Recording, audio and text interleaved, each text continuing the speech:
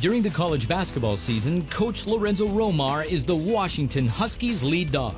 He's put the bounce back into a once-deflated basketball program by building a new brand of success.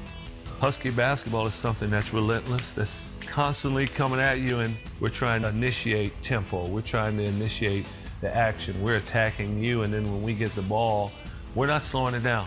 They can't afford to.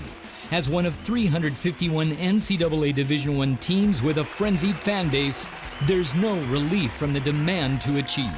The more you win, the more people want you to win. For me, the more I win, the more I want to win. It never stops. You can never be totally satisfied. Romar was hired by his alma mater in 2002 to turn around 3 straight losing seasons, falling attendance, and insufficient academic standing. His Seattle arrival immediately raised the program's expectations and visibility. The former Huskies point guard brought enthusiasm and unprecedented momentum. Coming back and being able to do this where I was a student athlete when I attended college makes it extra special. It took him just 2 seasons to reach back-to-back Sweet 16 appearances, 3 over 6 seasons, and 1 as a top seed team. He drove the program forward while raising graduation rates. In 2012, Lorenzo was named Pac-12 Conference Coach of the Year. Sustaining a program is tougher than getting it turned around. Once you're on a job for a while in this position, there isn't a lot of mystery left. People know how you conduct things. And if things don't go well for a day, a month, a year, well, you've become stale. So you have to continue to, at times, reinvent yourself. The intense pressures of a college basketball coach are constant, where success is measured by both wins and academics, all from the effort of young, developing athletes. So how does Coach Lorenzo handle the strain to his job? He remains coachable, willing to learn and accept a much bigger purpose with every assignment. If I'm depending on God and I'm doing everything in my power to be the best, if it doesn't work out, there's nothing else I can do about it. I may not have done a good enough job, okay? But God is still in control of my life. How can I get better? And it didn't work out here. What else does God have in store? Because there is something. It was a lesson he learned after college, while playing 5 seasons in the NBA. As he did with basketball, Lorenzo lived life based on his performance. Getting closer with God was like a sporting event. You know, the one with the most points wins. So the more good deeds I could do, the more they could add up and I could score points with God. And that's kind of how I saw it. What does the Bible say? Because I believed the Bible was the Word of God. I just had not spent any time in it. So I read through it, and it was great until I realized that as I kept reading, points don't get you to heaven. The points don't give you a relationship with God. There weren't enough points that you could score as a human down here because God's standard was above, it was out of reach. Lorenzo, the player, measured the difference and gave God a shot. He made a way for it to work.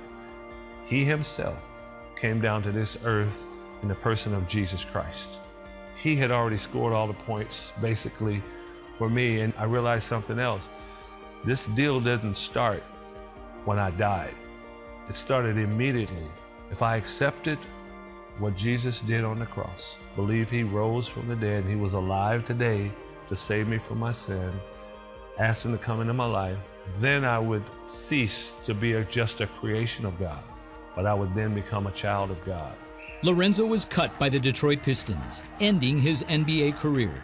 He joined Athletes in Action, first as a player, then as a coach, before being named assistant coach of UCLA's 1995 national championship team. God had a plan for me, and from there, I learned a lot of ministry, how to deal with athletes.